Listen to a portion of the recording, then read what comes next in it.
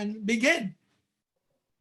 Good afternoon and welcome to this 9th week of this special course, Political Science 216, the Zoom webinar on the 2020 presidential election. Before we turn to our expert panel this afternoon, I want to say a few words regarding the election night event and also to alert students about the second quiz for the course. I have sent out an email to all the enrolled students, and I hope you have read it and understand it. If you have any questions about election night coverage, please don't hesitate to write to me. What we plan to do is to begin at our normal starting time of 4 p.m., except instead of a panel making presentations, we will have faculty making comments about the election returns as they start to come in. And as the evening goes forward, there will be faculty joining us from the political science department and some other departments, and some people going off, and we'll see how long the evening needs to be to declare a winner. I also mentioned, and I would like to cordially invite the members of the public to log on election night through the normal webinar link, and you can share that webinar link with friends and family if they would like to tune in for the election night event. If you have any questions about election day, November 3rd, and our course, please write to me. I will send out an email shortly with the opening and closing times for the second quiz. And in that posting on iLearn, the second quiz will be on weeks 5 through 8, and I will specify the weekly sessions for the second quiz. Okay, with that preliminary material covered, let's turn to foreign relations, American foreign relations and American foreign policy. As a political scientist, one of the standard understandings of the public is, while the American public might be ignorant in some areas about their structure of government, they are even more ignorant about foreign affairs. And I've always included foreign affairs as part of this course to help members of the public and undergraduate enrollees to learn more about the world and how our relations with them are structured. So today we have 3 speakers on respective countries of focus. And the first speaker is Professor Sanjoy Banerjee of the Department of International Relations, where Professor Banerjee is Professor of International Relations. He holds a PhD degree from Yale University in political science, and his interests in research are rising powers and their relations with the West, national identities, and global political structures. A recent publication is entitled "The Reproduction of Indian neoliberal reforms, competencies, national identity, and international norms, 1991 to 2008. And that was published in a journal on Indian politics and policy. Sanjoy, the floor is yours. Hi. So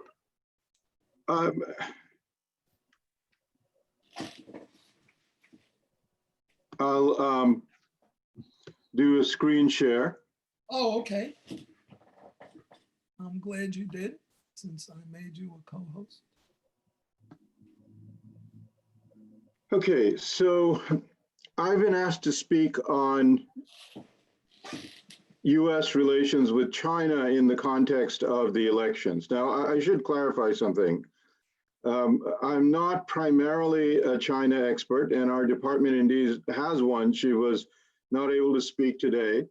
I do teach and write on rising powers, and I've had occasion to cover the topic of China in that respect.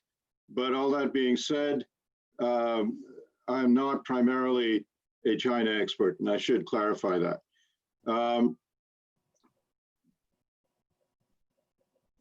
Now, I want to start by talking about how the COVID pandemic has affected the world order. And I want to argue that the pandemic is a little bit like the Civil War, the Second World War in its world historical impact.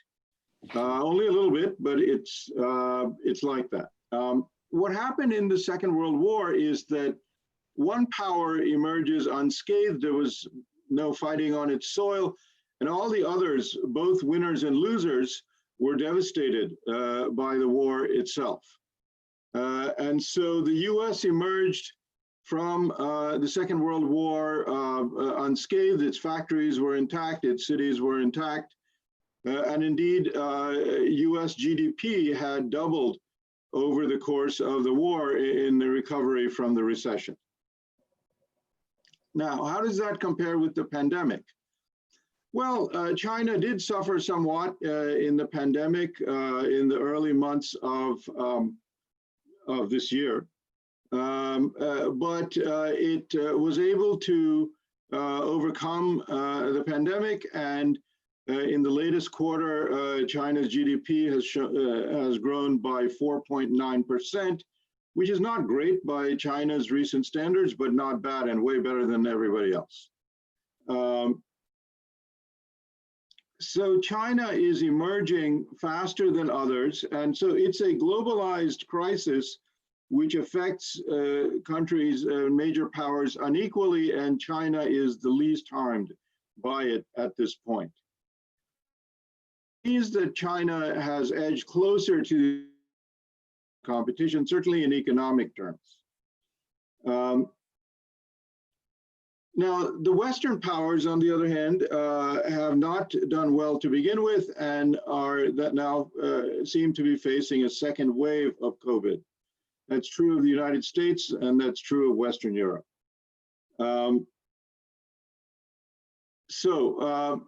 China was at about 2/3 of US GDP before COVID, measured at the going exchange rates, and is now closer, near equal.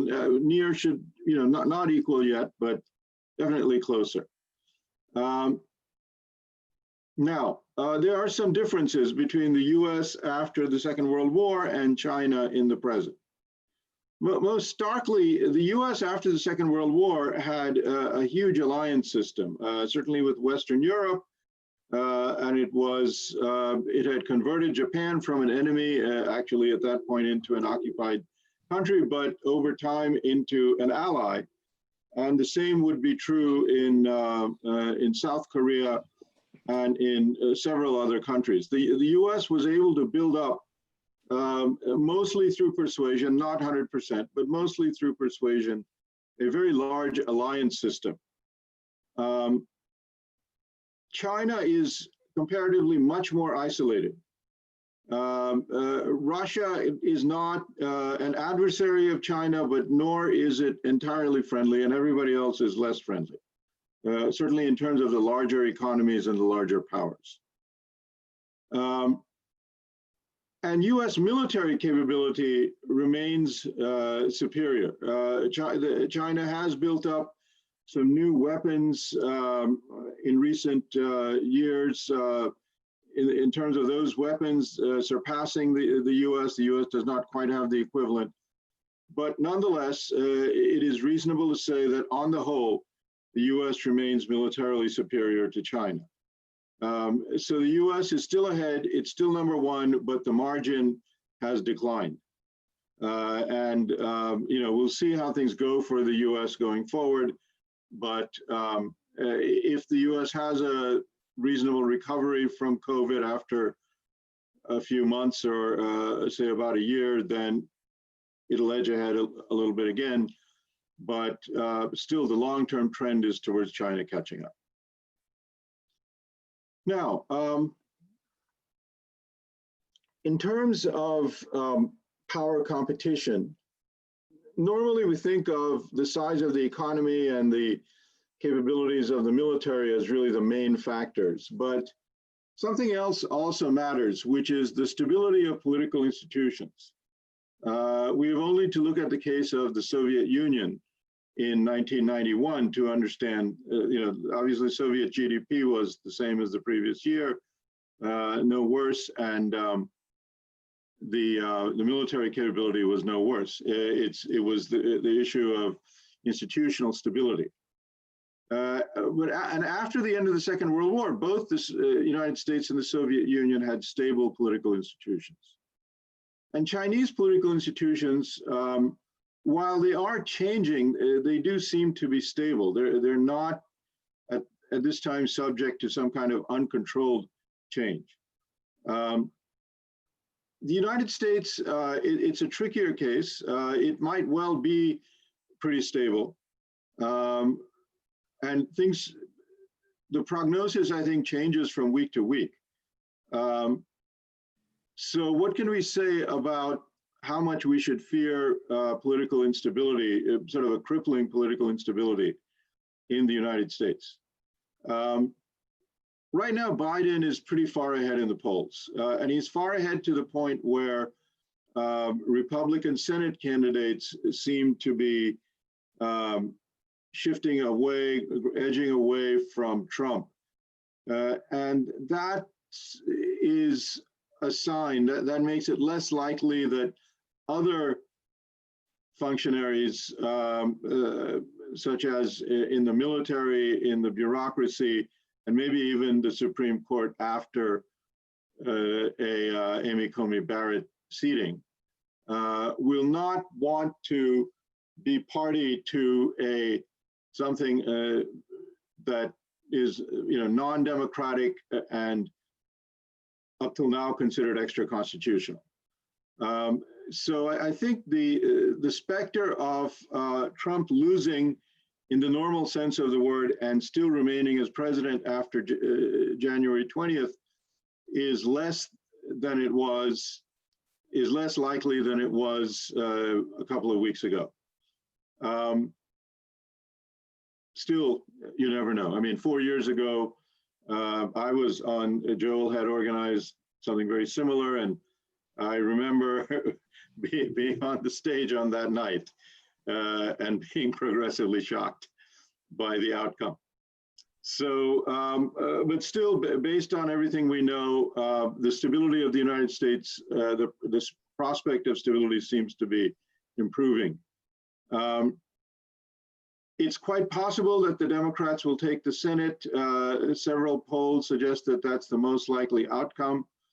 And if all of that happens, then you would have a Democratic presidency and both houses of Congress in Democratic hands, and that will restore American stability.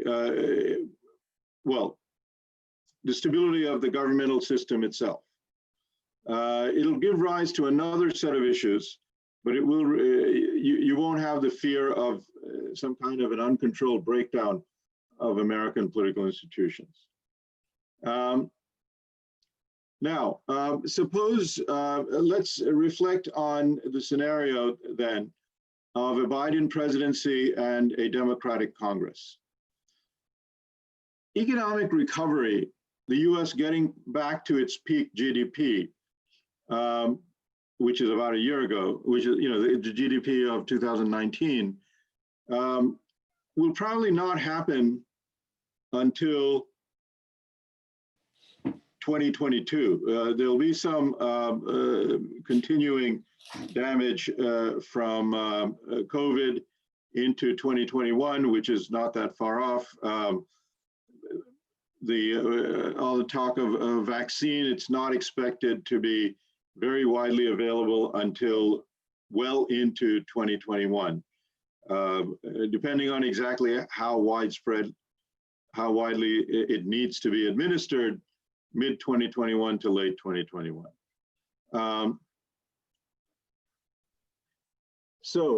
True economic recovery, probably not for 2 years from now. And in that scenario, certainly in the first year of a Biden presidency, the Democrats have promised big tax increases on the rich, which would be used to finance military spending and just American power more broadly. That will not be without risk. What I would say is the financial markets and the very rich hold the rest of us hostage.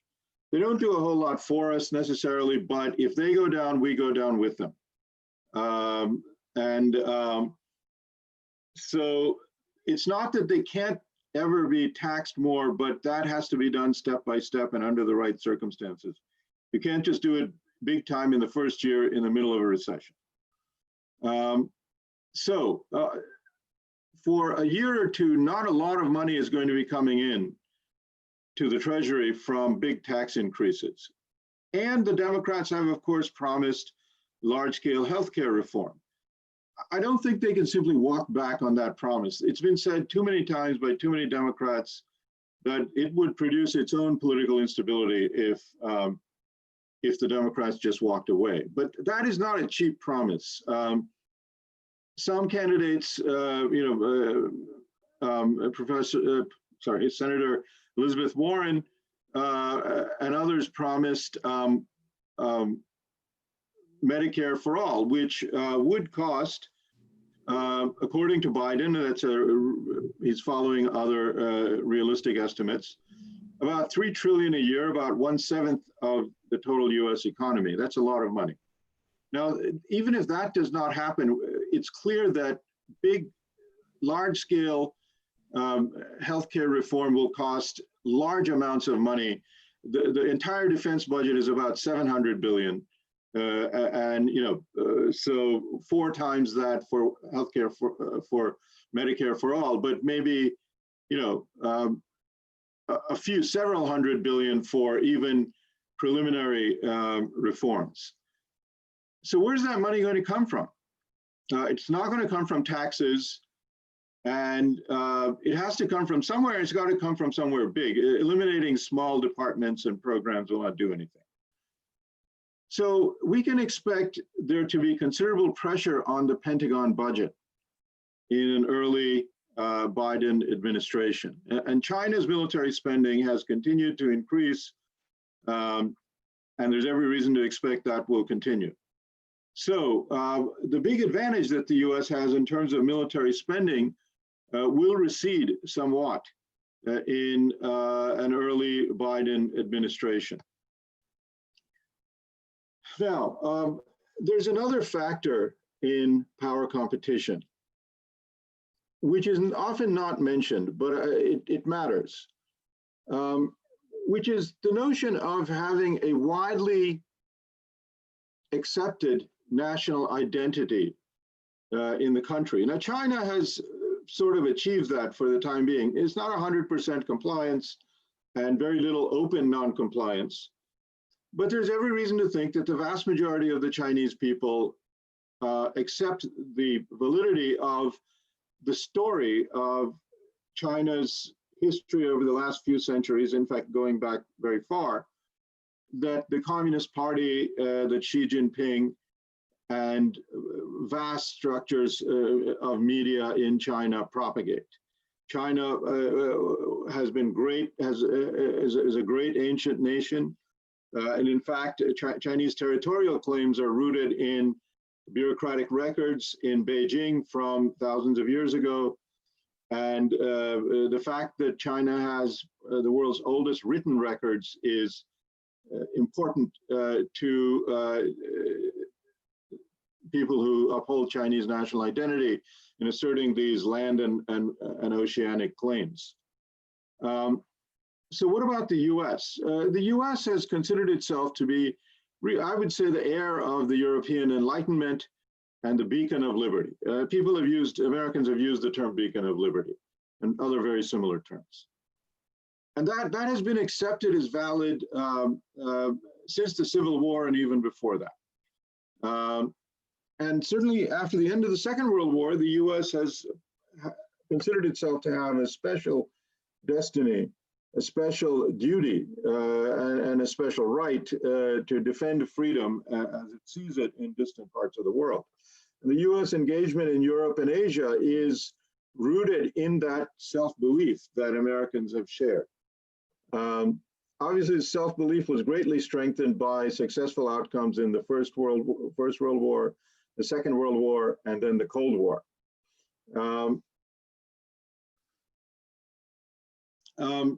Now, but to what extent will that kind of belief be held?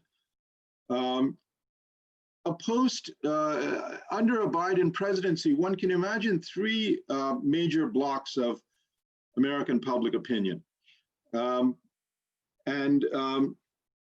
Maybe more than three, but I'll label as three: the Republican bloc, in which there'll be some disagreements, but they'll be quite frightened of everybody else, and maybe that'll hold them together. What I would call a Eurocentric Democratic bloc, of which Joe Biden is the ultimate representative, who believes in the European Enlightenment, believes that the U.S. is a beacon of liberty, but also believes that, to the extent possible, there should be equality in the United States, and there should not, police should not be shooting unarmed African Americans. But obviously, Biden was vice president. A lot of the cases victims we now know by name were killed while Biden was vice president, and Biden and Obama spoke against it, but it just kept happening. And so that tells you kind of where Biden stands, that yes, he'll oppose it, he'll do what he can to oppose it, but there's limits to what he can and will do. And going beyond those limits, we'll start challenging the US Constitution. And then there's a new cluster, which it's difficult to say exactly how large it is. The famous cases are 4 members of the 435 strong House of Representatives, but it's bigger than that.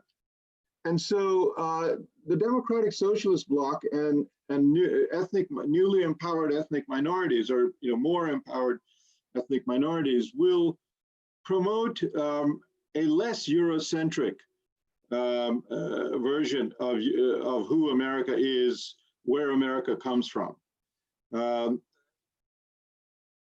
If you've had your entire schooling in the United States, you will hold that America comes out of Europe. American history, if you go back in American history, you go back to European history.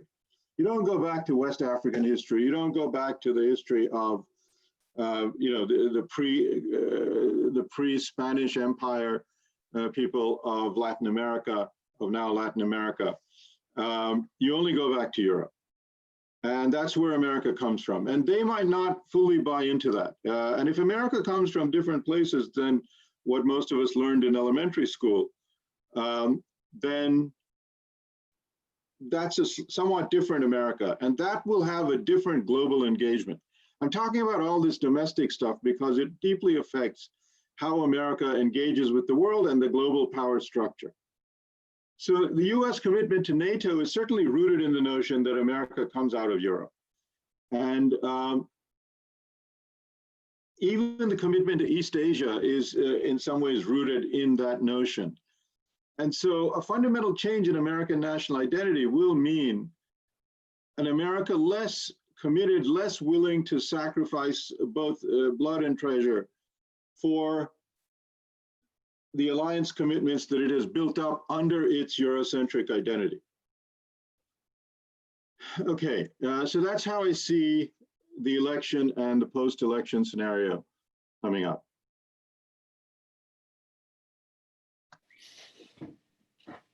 Okay. Thank you very much, Sanjoy. I really appreciated your insights. And now we will move a little bit from the Asian perspective to the Middle East and the country of Iran. And our speaker, Maziar Behrooz, was born in Tehran, Iran.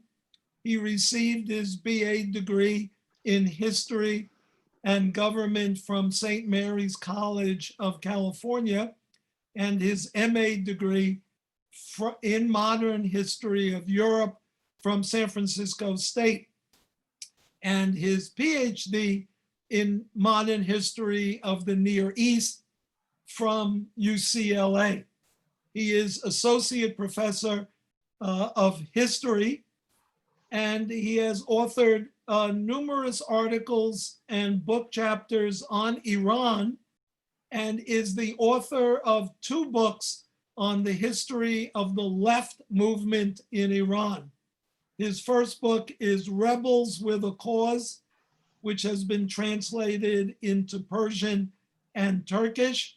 His second book is Perspectives on the History of Rebels with a Cause in Iran, which is a collection of articles and interviews on the left movement in Iran. And it was translated and published in Iran and in Persian.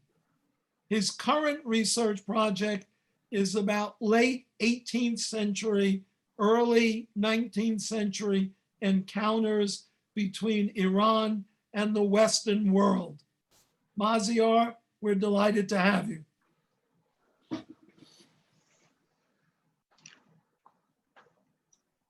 Thank you very much, Dr. Cassiola. Of course, technically speaking, Iran is in West Asia. So this is the second view from Asia.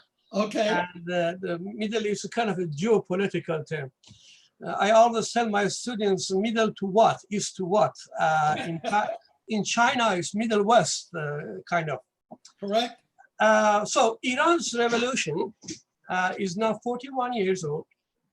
And it resulted into the toppling of one of the closest allies of the West, especially the US in the region, right in the middle of the Cold War. And there are different perspectives on how to deal with the Islamic Republic of Iran. That's what it is now in the West. So I'm going to talk about that first, and then the different views on how to deal with the West inside Iran. I'm going to deal with that, and then I'm going to talk about the current challenges.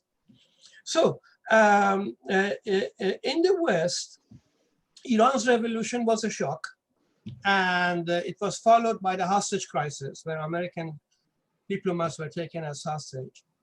And then the Iran-Iraq war, one of the longest wars in the 20th century, and continued hostility between the United States and Iran. In the West, it seems there are 2 general views of how to deal with Iran. One view is to put maximum pressure on Iran by any means possible in order to make the Islamic Republic to modify its behavior. When the American invasion of Iraq occurred, many neoconservative politicians were talking about, men go to Baghdad, real men go to Tehran. But that project, of course, got bogged down in the quagmire of Iraq.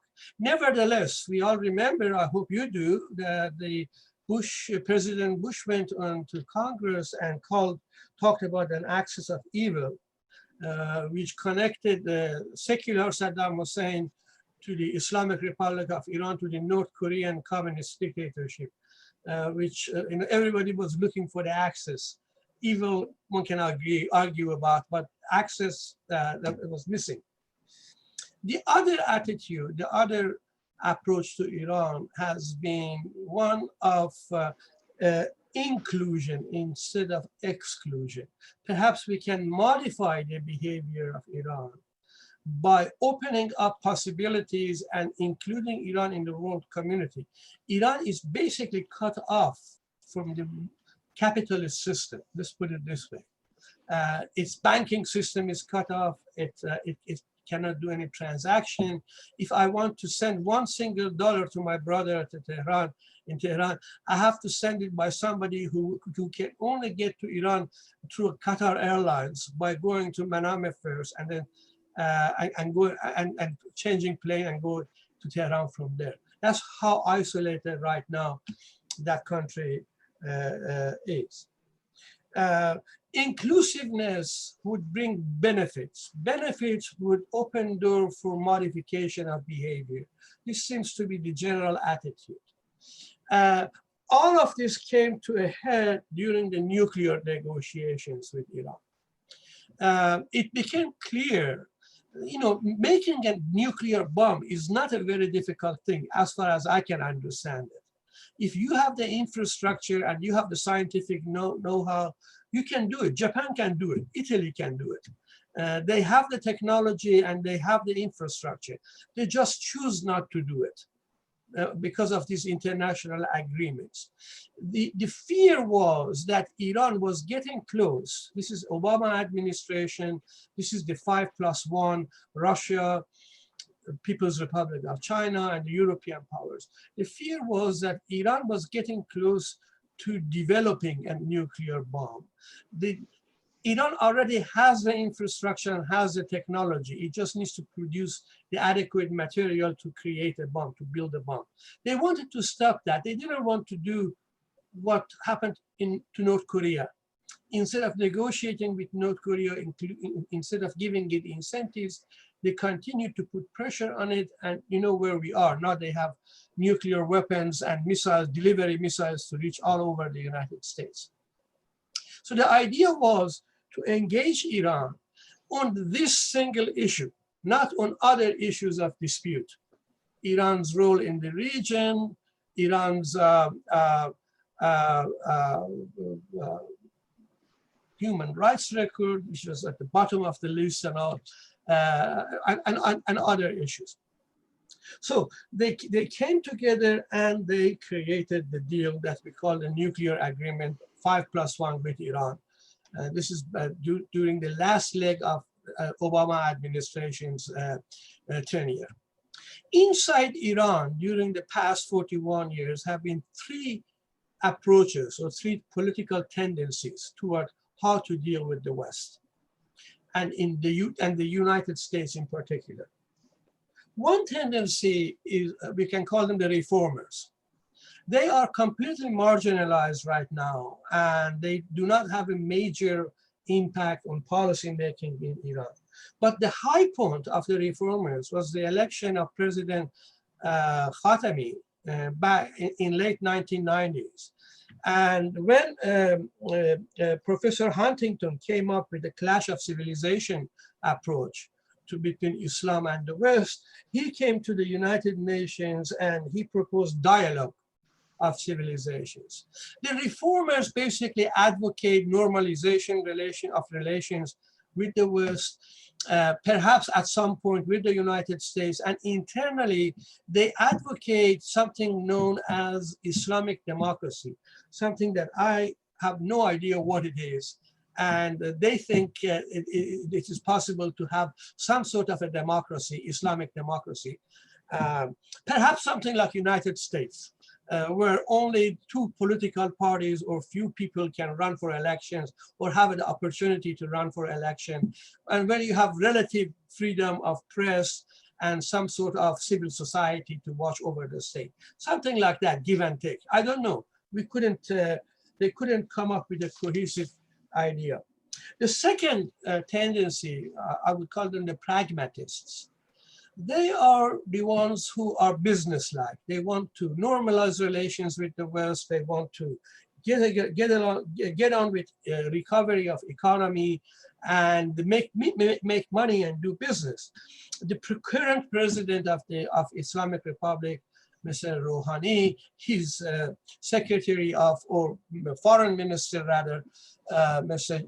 Javad Zarif, who is a graduate of SFSU himself, are kind of that type of attitude. Internally, they are not Democrats. They're not even close to the reformers. Perhaps what they want is something like Mr. Putin in Russia, Chinese Communist Party, Vietnam, you know, tight grip on political power, but freedom for economic activity and making money. The third tendency are what they call themselves principalists. That's what they call themselves. Although I have a very difficult time locating any principle that they believe in, but that's what they call themselves, the principalists. These are people around the Islamic Republic Revolutionary Guard Corps, which is responsible for the security of the state internally and externally, and is a parallel force to the Iranian army. And the supreme leader of the Islamic Republic, Ayatollah Ali Khamenei, and their approach is they stick to the idea of Iran's original Islamic revolution, and that Islamic revolution can expand to other states, even if it is only as a defensive proposition. So if Syrian government is collapsing under the pressure of either democratic forces or the Islamic State, Daesh or ISIS, then we get involved in defending it. If the Iraqi government is under pressure and near collapse, then we get involved and do the same thing. All of this with an eye on the United States. We need to bog down the United States. We need to make sure that the United States is not in a position to strike us. Another aspect of their strategy regarding the United States is that we don't negotiate with the US. We don't need to negotiate with the US, and we can defend ourselves. Therefore, Iran's missile capabilities, which is indigenous, mostly reverse engineering from Soviet arsenal that they have now mastered, and can act as a deterrence. That's what they want it to be, a deterrence against any attack, a deterrence of by a non-nuclear deterrence against the United States or any other government that can attack it. Really, the only military threat to Iran can only come from the United States. No other state in the region or internationally is in a position to attack Iran. The only fear is really the United States. Their model, the model of this this third tendency is very close to North Korea, if you ask me. Economic matters are completely secondary to them, and normalization of relations is secondary to them. They have the upper hand in Iran's politics, and that has left Iran without a single strategic ally on the global scale. Iran is left with no strategic ally. Back to the nuclear agreement, it is interesting how the three tendencies that I just talked about came together and supported the nuclear agreement. The supreme leader called it heroic flexibility. He gave it a new name, heroic flexibility. They will lift the sanctions on us, and we will put the totality of Iran's nuclear program under the watchful eyes of international inspection. And we will even sign extra protocols for more than usual intrusive inspections. This is what Javad Zarif, Iran's foreign minister, in discussions with Iran, with the US foreign minister, Mr. Kerry, called a win-win situation. We will freeze our military nuclear program. We will continue with civilian nuclear program. You will lift the sanctions, and we will move from there. This was a historic agreement. This was a historic opportunity to move to, as a starting point, to move from point A to point B after decades of no negotiations and complete isolation of Iran, a major force, a country of 83 million, a major force in West Asia and North Africa. What happened, however, was that with the election of the current president, the United States unilaterally pulled out of the agreement and started the process of trying to destroy the agreement on one hand and putting maximum pressure on Iran in order to force it to come and sit on the table to negotiate for a better deal. That's what the president said. We want Iran to come and sit and negotiate a better deal because the Obama deal was bad. We are going to have a better deal. Kind of the same attitude that they had with the North Koreans. You know, we are going to open negotiations with the North Koreans and we are going to get a deal. Well, neither North Korea nor Iran, nothing happened. And the maximum pressure did not result in any change of behavior on the part of the Islamic Republic of Iran. The only thing that it has done is that it has put a lot of pressure on ordinary Iranian people. From the inflation, rising inflation, the devaluation of the national currency, to the lack of medicine in the country. I'm talking about lack of insulin for diabetic patients. I'm talking about lack of cancer medicine for cancer patients. So the idea perhaps was that if this type of pressure is put on the Iranian population, that there will be riots, that there will be uprisings, and the government will be perhaps toppled. Well, that has not happened. The government has become much more repressive, and they have silenced every attempt of trying to put pressure on the government by the people from below up to change its behavior. On the other hand, it seems very clear that Iran, with its horrible economic state, even before the maximum pressure policy of Trump administration, Iran's economy was not faring well. But now, and that has a lot to do with internal corruption and mismanagement during the past 41 years. But it seems now that the Syrian war has come to a near conclusion, and the toppling of the Bashar regime is out of the picture with the help of Russia and Iran in beefing up the Syrian regime. Iran is overreaching itself in trying to duplicate in southern Syria the same military force that it helped to create in southern Lebanon, and that is Hezbollah.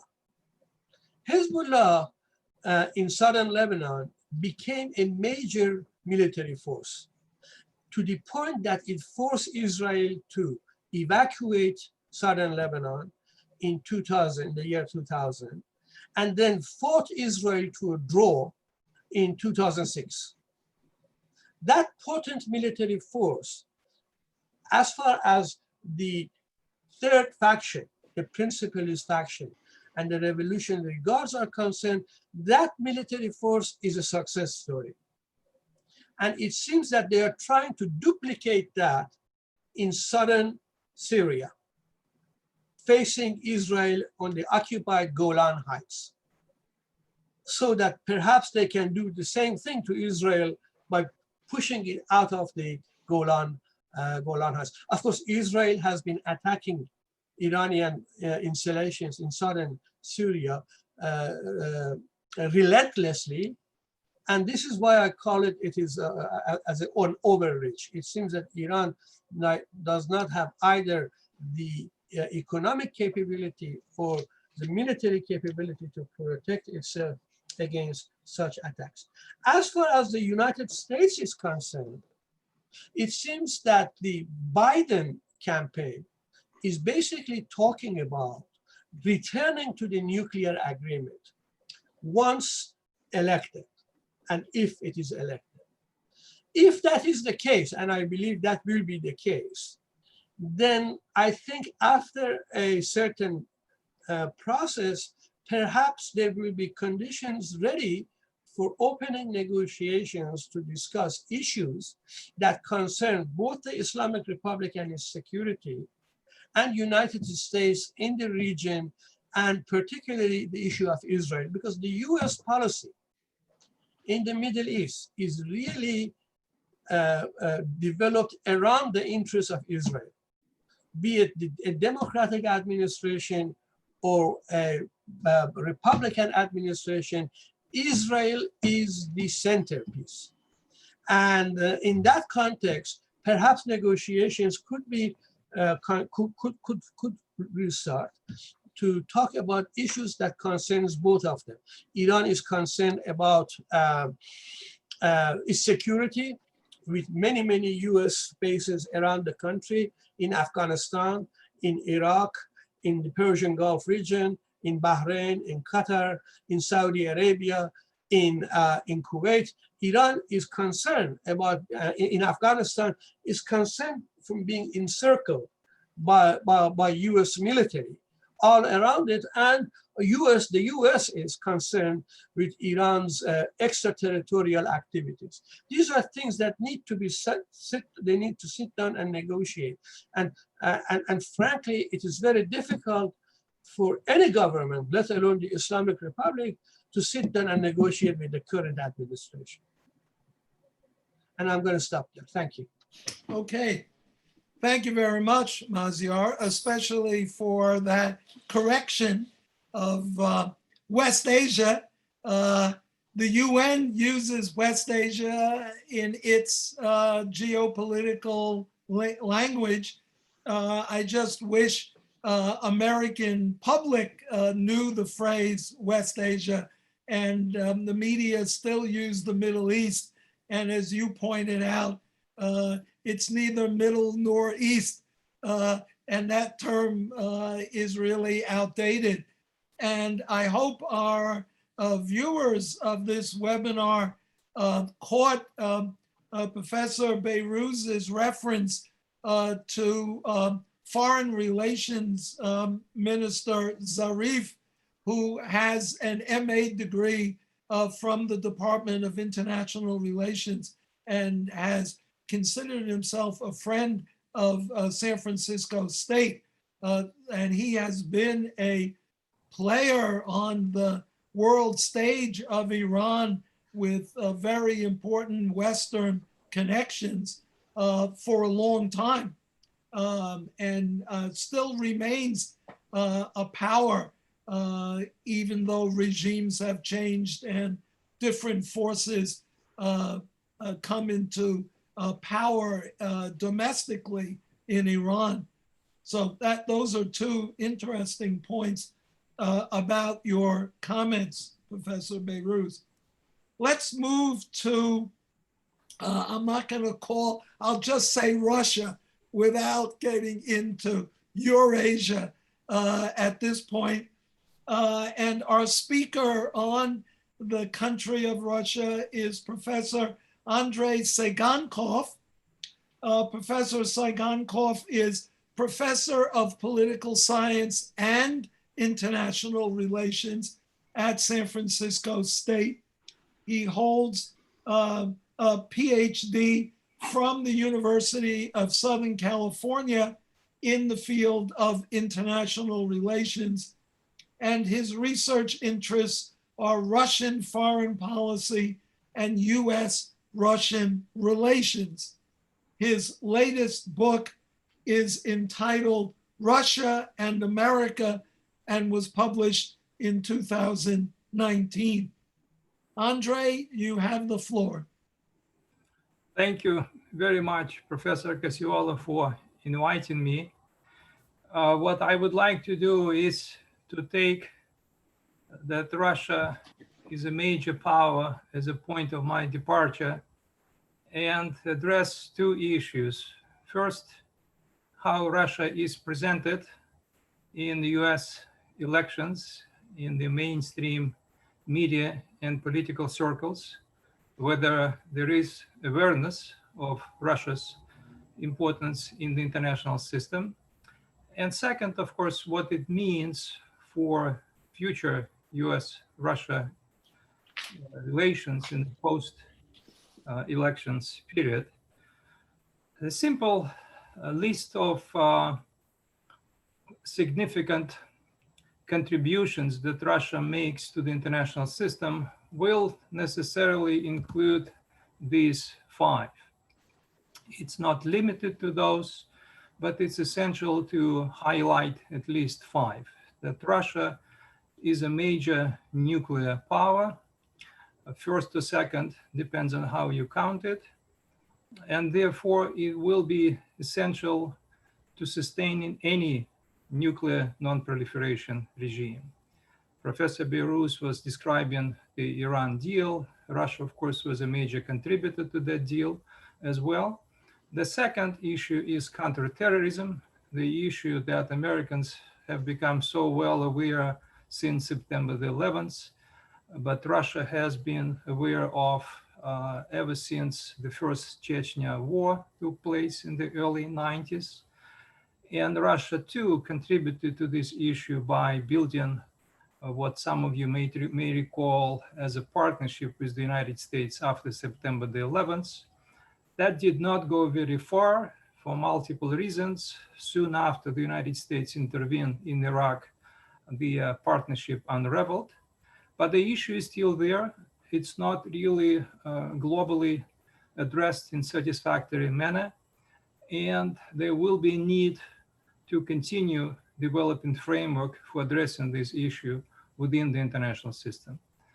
The third issue is also the function in part of Russia's size and significance. Russia is still 1/7 of the world's land.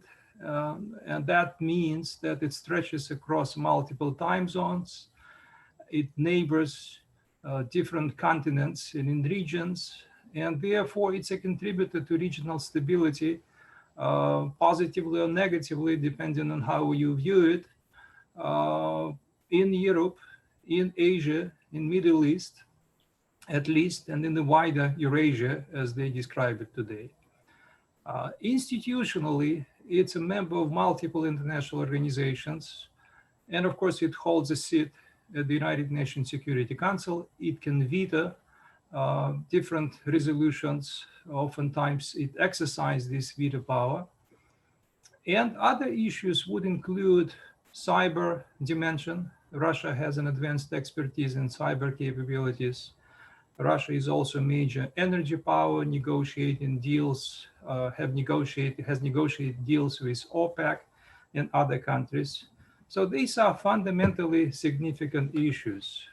Is there recognition to this in the United States political and media discussions? Not as much as you will see. There is very little recognition of US-Russia shared interests in nuclear or cybersecurity, in counterterrorism or regional stability. Instead, Russia is recognized as a major threat to the United States globally and internally as well. The dominant view today is that Russia undermines the United States in multiple ways. You can at least pay attention to 4 points that I am about to make. One is multiple interferences of Russia in US elections have been also investigated in multiple ways through social media, through hacking, through cyber attacks. There were multiple investigations. I will mention in particular the most prominent one associated with Robert Mueller's report, which found that Russia has indeed been responsible for hacking attacks, indicted several Russian individuals, but found no evidence of the Kremlin colluding with Trump. A second point that is frequently emphasized in the media, in politics, is that Russia is authoritarian power, disrespectful of human rights, poisoning its opponents at home and abroad. And many of you have followed the recent story that involved Russian opposition leader Alexei Navalny, who was found to be poisoned in Russia, then transported to Germany, continues to be residing in Germany. And Russia is yet to see evidence provided by Germany and other countries that insist that this is indeed what happened, that Navalny was poisoned by nerve agent known in the Soviet times as Novichok. Then experts stressed other dark arts, so to speak, that Russia has developed skills in: cyber, information war, special operations. More recently, there have been stories that Russia has been sabotaging the United States abroad.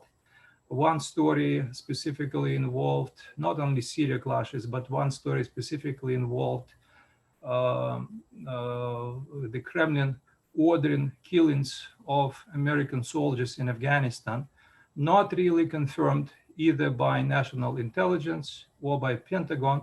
Nevertheless, the story is making round in the Western media, in American media, and I take it that at least one presidential candidate has already endorsed that story.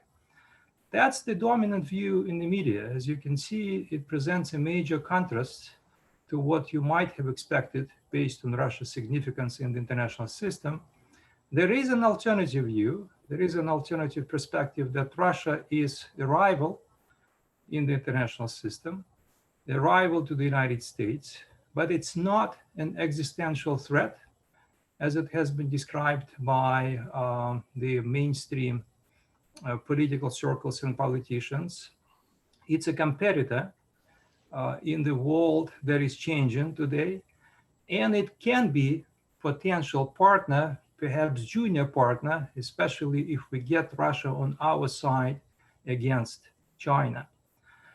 The even more recent story that is still unfolding is that Russia is trying to undermine Joe Biden by leaking some compromising materials on his son to Western media and political space.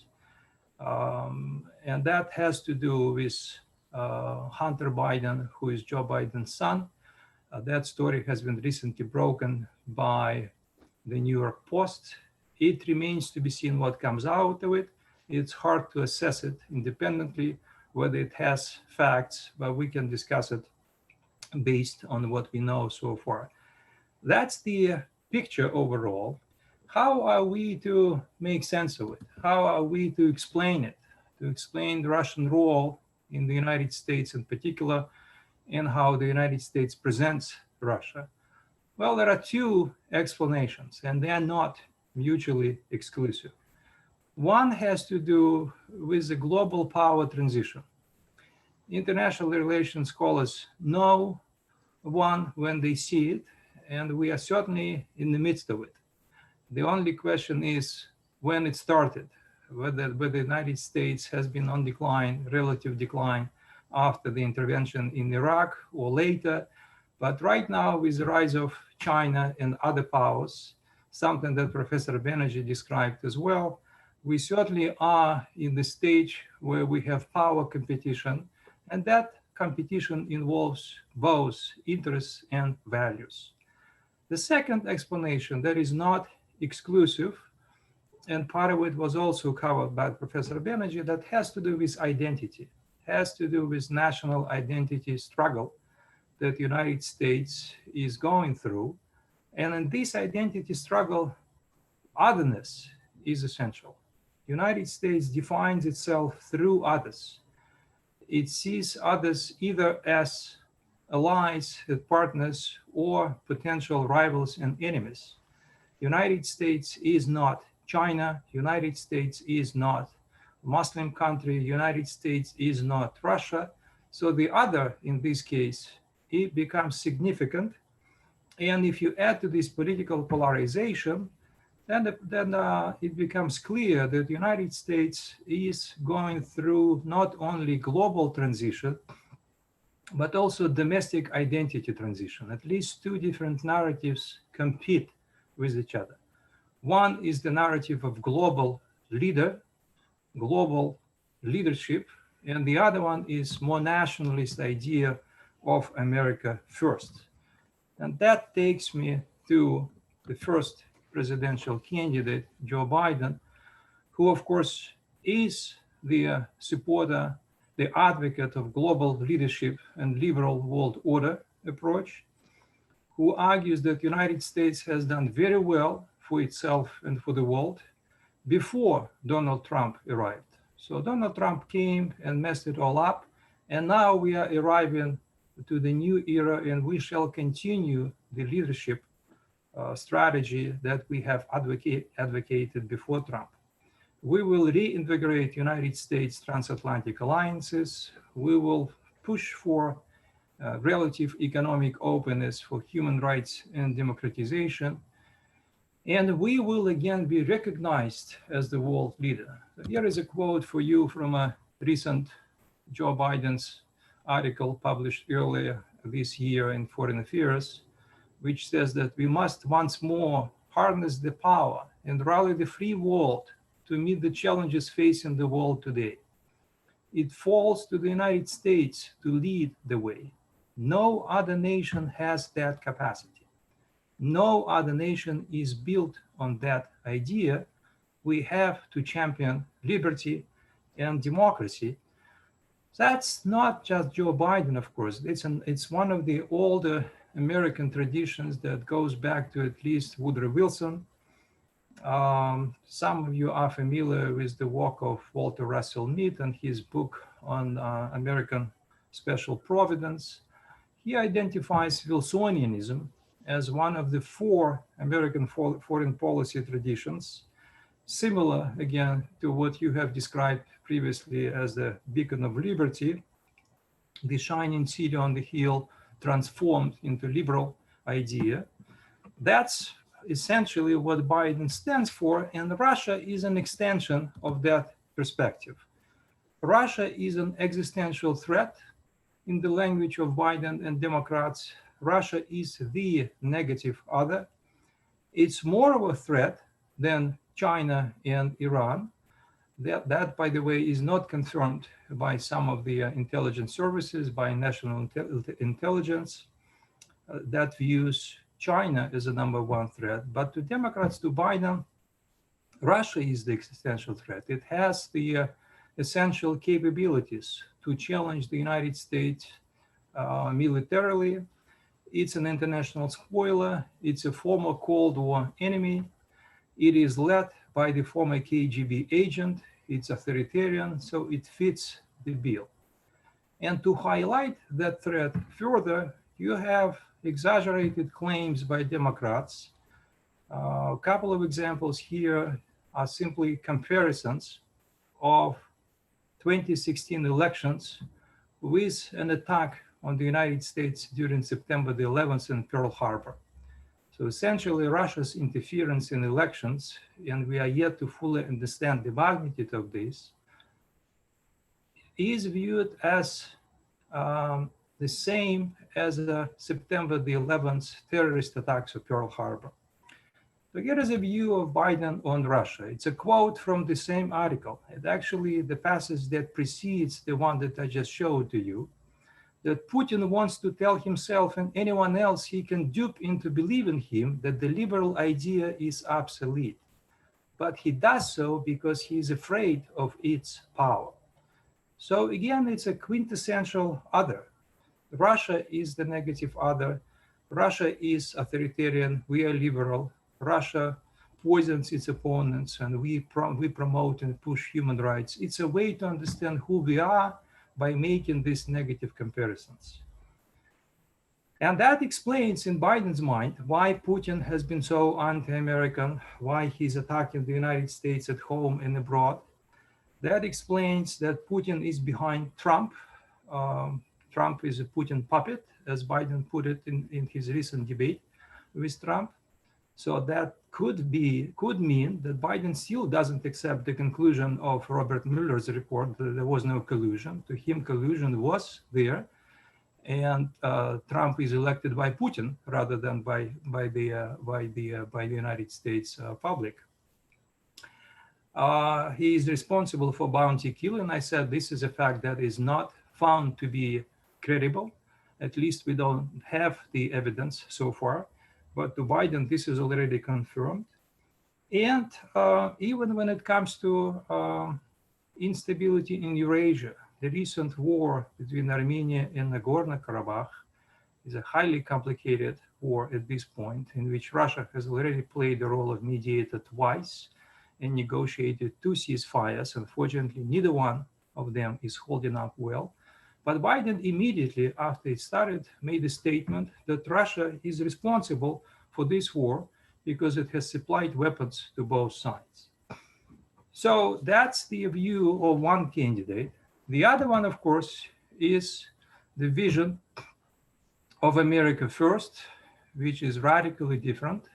Well, in some respects, radically different from Joe Biden's. It's a nationalist perspective in which United States dominates the world. It doesn't lead, but it dominates.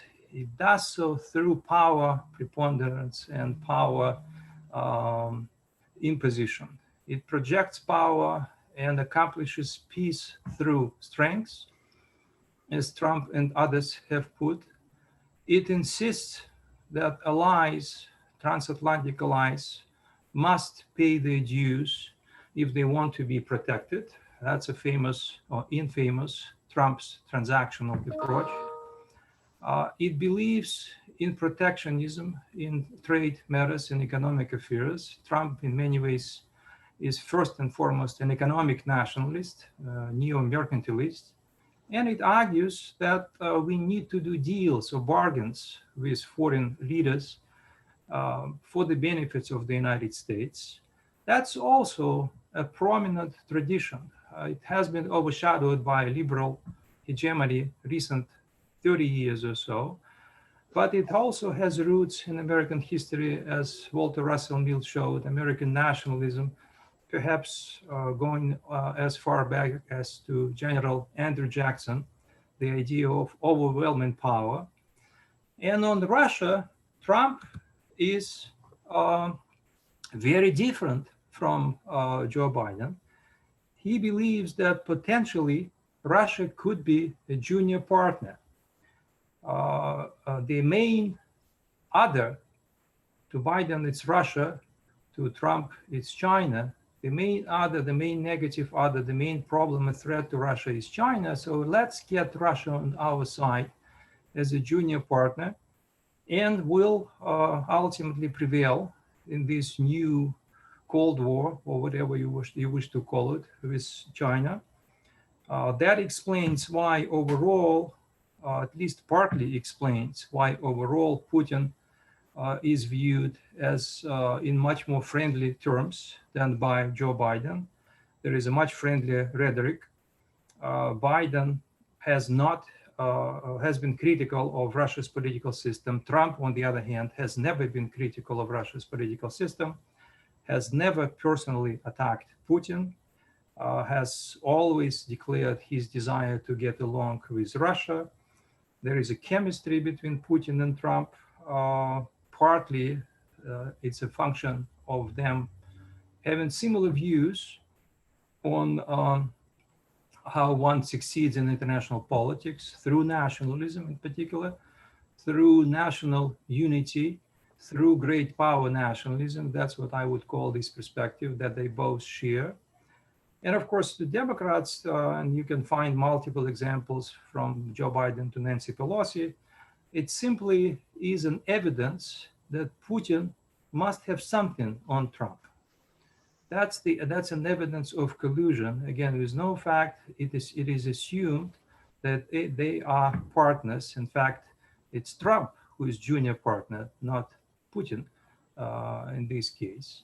But the reality is that if you look at policy rather than rhetoric, if you look at policies that Trump has advanced while he was president, then these policies are fundamentally difficult to accept for Russia. And I'll give you only 5 quick illustrations. One has to do with nuclear treaties. Trump has not been happy with either one of those nuclear treaties. He does not want nuclear treaties, he wants nuclear domination. So he is not in favor of extending strategic nuclear arms treaty, which is about to expire in January. Then we already talked about Iran deal, from which Trump walked away. There is a third issue of energy. Russia is building a major pipeline, the second line of natural gas pipeline with Germany, that Trump has sabotaged, and argued that all those who participate in this project, which I might add 94% completed, will be sanctioned. All companies, both Russian and European companies. To Russians, of course, it's a very important issue, almost a national security issue. If they don't supply Europe with additional natural gas, then most of it will go to China, and Russia will become more dependent on China as a result of it. Then there is the fourth issue of Ukraine. Biden-Obama administration never supplied lethal weapons to Ukrainians, but Trump did. So now you have a potential of escalation of Russia-Ukrainian conflict. And again, Biden and Obama never authorized cyber attacks against Russia as a retaliation or unilaterally, something that Trump now has done. So on policies, it's a very different picture. And the only way to explain it is that Trump wants Russia to cooperate on his terms. What do we get from Russia as a result of this?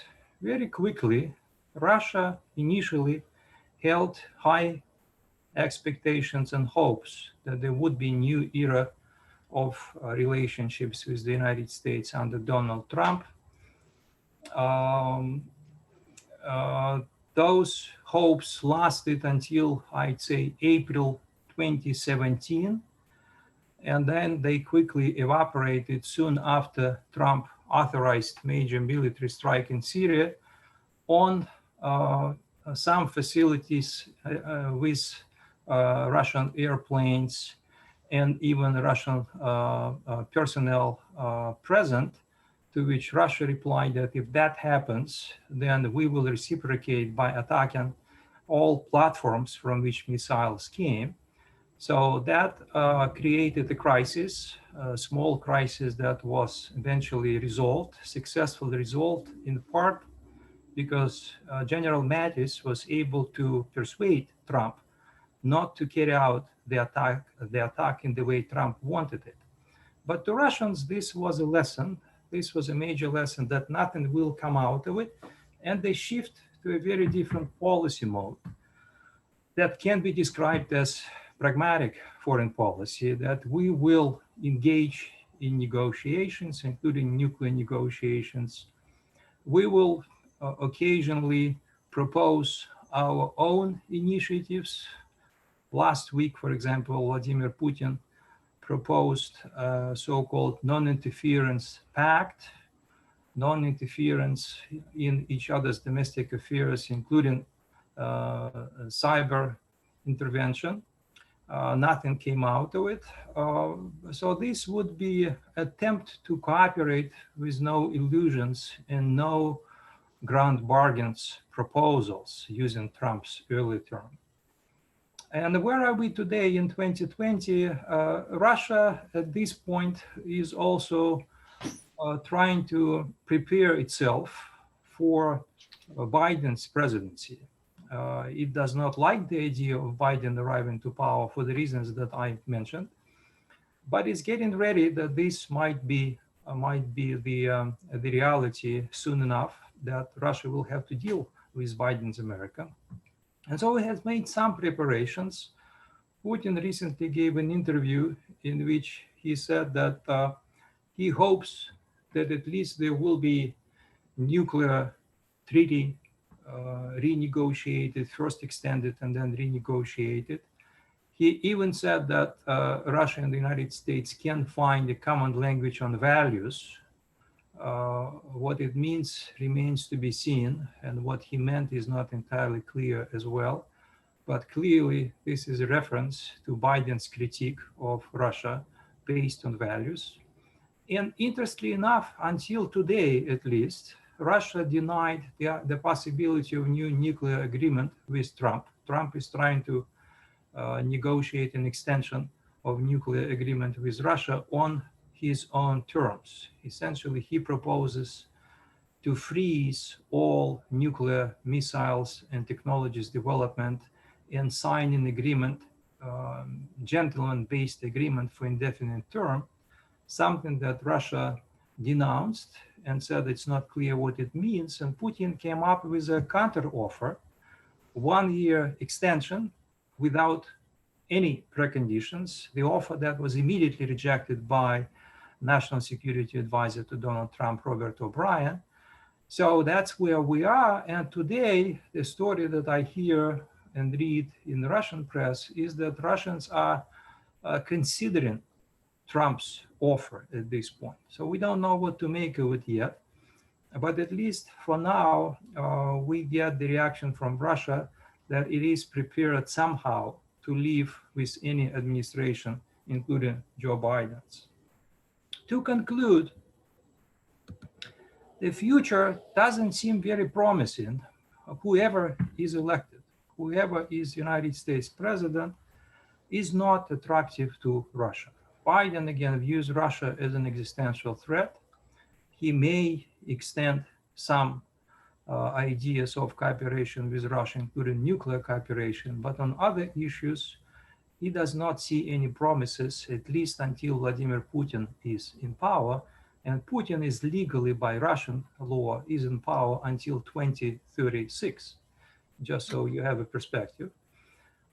Trump, on the other hand, views Russia as a competitor and a potential junior partner that is also a non-starter for Russia.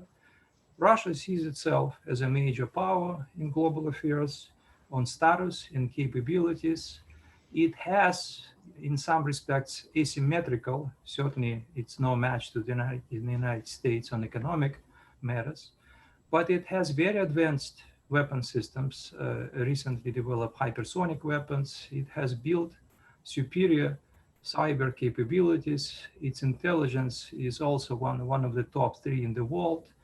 So it certainly has the power to sabotage the American plans if they will include Russia as a junior partner. And so far, sanctions that the United States has developed against Russia have not really worked to the extent that the United States wanted. That, unfortunately, is not very good news in terms of addressing major international issues on security, cyber security, energy stability, regional stability. All these issues will not be engaged under any American president for now. We are likely to see more crises in the international affairs as a result of US-Russia relations. There will be cooperation, but that cooperation will be fairly limited, mostly to the effect of preventing future possible escalation. So I'll stop here. Thank you for listening. Thank you very much, Andrei. And I'm very glad, and I want to thank our speakers for being concise, and that we have more time to address questions. And I will do my best to raise them from the ones that have been submitted. Sanjoy, the first question I think you touched upon briefly, but certainly deserves its own focused answer. And that has to do with the COVID virus originating from China and what impact of that will have or is having on international relations between the world and China. Yeah, now of course it is simply a fact that the COVID virus came out of the city of Wuhan and then spread a little bit to other parts of China, was brought under control, but then given how much traffic there is between China and the rest of the world, it slowly spread and maybe not so slowly spread to other countries. As for how much, a lot of people have said China is to blame and somehow should be made to pay. I mean, that can't really be done. But should it, just philosophically, should it be made to pay? And on balance, my answer would be at least not very much. That China announced to the World Health Organization on January 7th of this year that the virus was there. Many countries' health bureaucracies had meetings on January 8th and tried to do something about it, and did not seriously experience a rise in coronavirus cases until about March. So there was a period of a month and a half or more where the fact of the virus was known, and there were relatively few cases. So I think, East Asia has done much better than the rest of the world. And one of the reasons for that is this is not the first virus to come out of China. At least two other major viruses have come out, and they were dealt with mainly by East Asian countries, and their health bureaucracies evolved to meet it, both China's own and those of other countries. Vietnam is believed to have 0 deaths. It's 100 million people. It's still a lot. It's almost 1/3 of the United States, and it's right next to China. It has a lot of dealings with China, and yet no deaths. So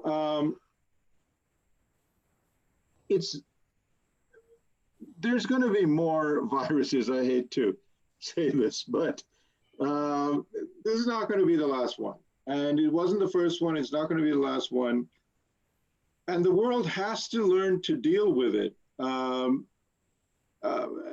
Okay, it's obviously not my field of expertise, but based on what I've read and heard, wear those masks, try to stay 6 feet away from people, and wash your hands. And you might die anyway, but it just improves your odds. And Vietnam has not had a lockdown. Countries with bigger lockdowns have done much worse than Vietnam. East Asian countries broadly have not had major lockdowns, and they've come out okay. So that's the lesson to be learned. That China is to blame for things that happen in countries far away, but not nearby. That also doesn't totally make sense. Do you have a reason why the East Asian countries seem to be doing better with the virus? Well, yes, they have experiences with earlier, SARS and bird flu and all that. I don't know my viruses that well, so I may have said the same thing twice. But anyway, they have experiences with previous viruses coming out of China. Not as contagious. Nothing is as contagious as COVID, but still. So their healthcare bureaucracy was built up. They were able to start testing early on. The US had few tests. Many other countries had very little testing capability when the virus first hit. So their capacity to track it was low. So South Korea had a well-developed testing apparatus. That's a good point. Let me bring in Maziar and Andrei with this. neither of you mentioned the virus in your own talks. I wonder if Iran and Russia have different perspectives or experiences that you might project the significance of the COVID virus on both of your subjects. Maziar first. What do you think about Iran and the virus? Iran has been hit by the coronavirus very heavily, very badly. And they are not producing correct or accurate statistics. And the government, very much like governments elsewhere, is between a rock and a hard place. On one hand, the sanctions and shrinking economy. IMF said that Iran's economy has shrunk by 5%. And on the other hand, you have the virus. And there is a third element, and that is the mismanagement for the past 41 years that has been rampant in Iran. So when you put all of them together, you have a very difficult situation where a lot of people have been contaminated. And the only area that I can compare the mismanagement in Iran to is the United States. That might require an entire session to examine. It has been as badly mismanaged as the United States. Okay, the webinar viewers have heard from public health faculty on our own pandemic. So your comment does have a context within this country. And I appreciate it. Andrei, do you want to comment about the virus and Russia? Well, I also don't know, as Professor Beru said, how reliable the statistics is, but if we are to go by the official statistics, then the picture is mixed. It's not nearly as bad as the United States, but it also is not nearly as good as China or some other countries in Asia that have managed it pretty well. Russia is now in the midst of the second wave. Today's report, for example, is that it has had 16,000 cases of infected. To me, the more reliable statistics, the more reliable metrics is mortality rate, and I specifically look at the rate of mortality in Moscow, and today it's 60 people death rate relative to 52 yesterday and roughly on average 50 last week, and 10 to 15 during the summer before the first wave, when it was also pretty high in the 50s, 60s, and 70s. That's where Russia is.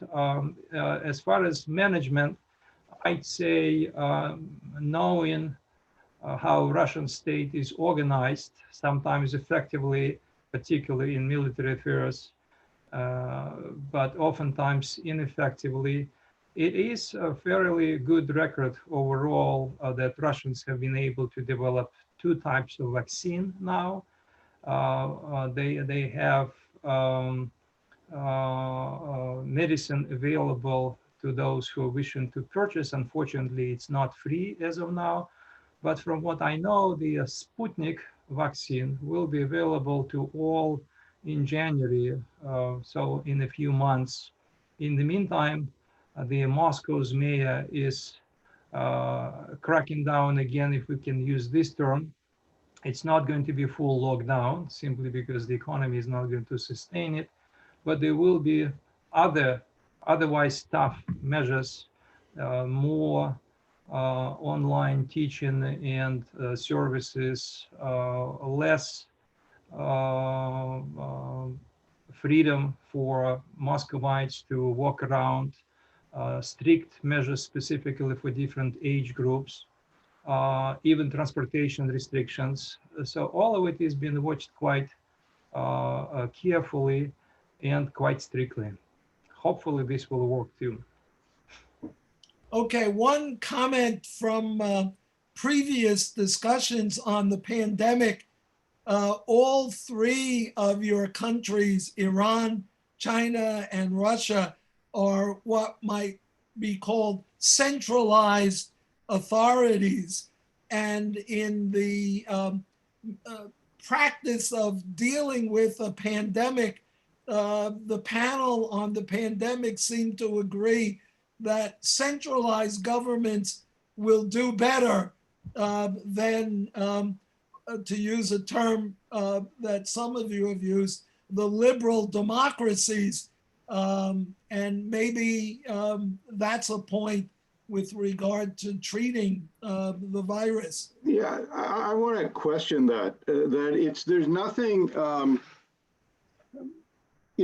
Sweden is not an authoritarian state, but it is centralized. It is capable of enforcing mask laws, for example. You have to wear a mask in public places. There are many laws. There's all sorts of stuff you're not allowed to do in Sweden, and endangering the lives of other people by not wearing masks falls easily within that.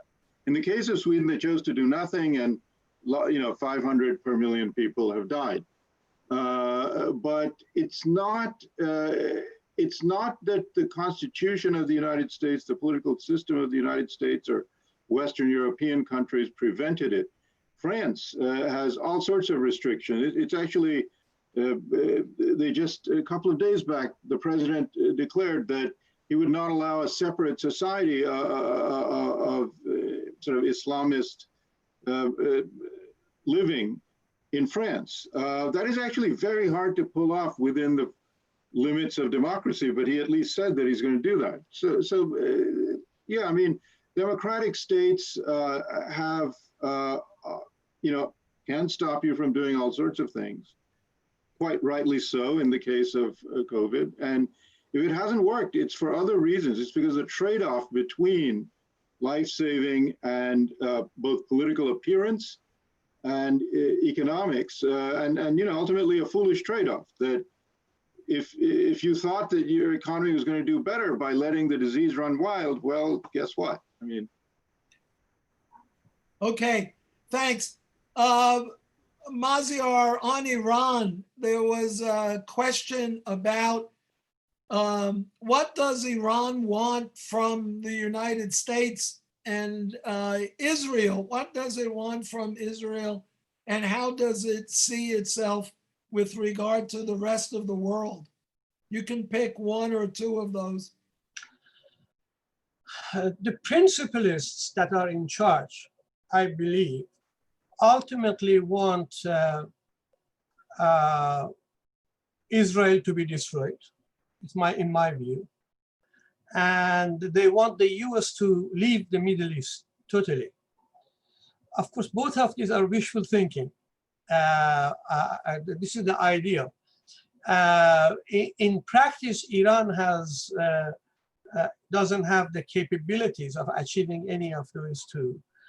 Not now, not in foreseeable future, not ever, if you ask me. Israel is a powerful state. It has the largest army, air force, and navy in the Middle East.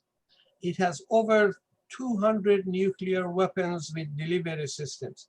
Israel is more than capable of defending itself from any threat from anywhere in that region.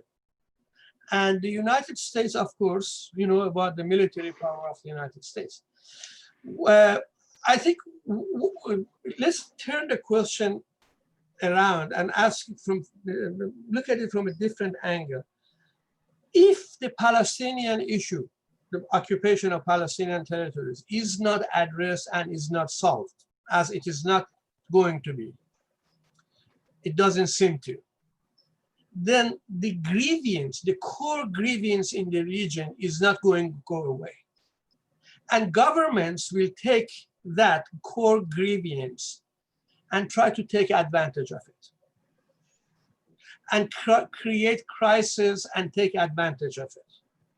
that core grievance must be addressed. And it is not being addressed, it's being ignored.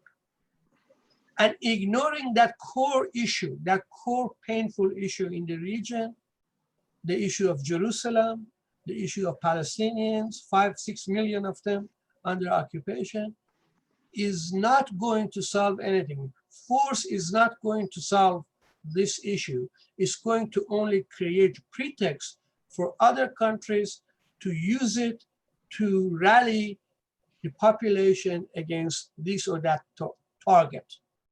And that is what Islamic Republic does all the time. It has been doing it for the past 41 years. Okay. Andrei, I'm looking for a question on Russia in the remaining time. The question, let's go to this one, which is quite lengthy, and I will try to abbreviate it. The questioner wants to ask you how you can justify playing down the Russian threat, presumably to the United States and the world order. And the questioner goes through the examples of Ukraine and other examples. So how would you respond? I get the answer, the last question, the part of the question, just because China is a greater threat than Russia does not mean that we must allow Putin to get away with his totalitarian policies and expansionist policies. How would you respond to the idea of the Russian threat? Well, it really depends on what someone who asks this question means by expansionist policies. But from a Russian perspective, particularly if you go back to the post-Cold War era, the early 90s, then it's not Russia that has been expansionist, but the West. The United States and Europe has decided to expand NATO by not including Russia, to extend what used to be a hostile military alliance that was built on the idea of Russia threat. That alliance not only did not dissolve, but expanded all the way to Russian borders against Russia's objections. Russia has multiple interests in Europe. It has been a member of European political and security system for centuries. It was hoping that it would be able to re-engage with Europe following the end of the Cold War, but instead, soon enough, several years after the first initial attempts to build a strategic partnership with the West, it was confronted with the idea that the West does not accept Russia on security front, that the West does not accept Russia on political front, and NATO expansion was then followed by the idea of incorporating not only Ukraine, but other former Soviet republics in its political and economic arrangements. And in the meantime, Russian investments, Russian economic opportunities would be sidelined by those of the West. So it's about competition. It's about political, economic, and security competition. It's about mutual perception of threat. And unfortunately, very unfortunately for Ukraine, for smaller countries in the region, some in western part of the former Soviet Union, some in the former Soviet bloc, they were caught in the middle of this growing misperception of threat and emergent rivalry between Russia and the United States. They become hostage of the international power rivalry. Ukraine is a very complex country. It has all kinds of complex problems of its own. It's regionally divided. It really is a patchwork of different territories. It has been mismanaged by its own state, run by oligarchs with clan and regional allegiances. But more than anything else, it has suffered as a result of Russia Europe, Russia, NATO competition. So when Russia interfered in Ukraine, first in Crimea, then in eastern part of Ukraine, it was first and foremost a response to the fear of NATO expansion and the fear of ultimately reducing the space that Russia views as a buffer zone. Whether you like it or not, Russia will react when it sees potential threat coming from the West. It's a major power, and major powers are extremely sensitive to what they see as potential sphere of influence, as security preparations against them. They are sensitive to status. So the West really mismanaged this issue in the 90s. Russia has reacted not always adequately at all. Right now, you are in the cycle from which it's very difficult to find a way out. The West, United States, blames Russia, blames Putin for somehow trying to change regime in the United States, as if Putin is somewhere, everywhere, omnipresent, he's capable of anything, Superman, who is electing Donald Trump and doing anything else. And in Russia, you have similar securitized mentality that the United States is out to get us, to change regimes. And that makes it very difficult. It's a cycle that we call in international relations security dilemma, very difficult to get out of, which is one of the reasons why I remain skeptical that Biden, if he is elected, will be successful in the Russia policy.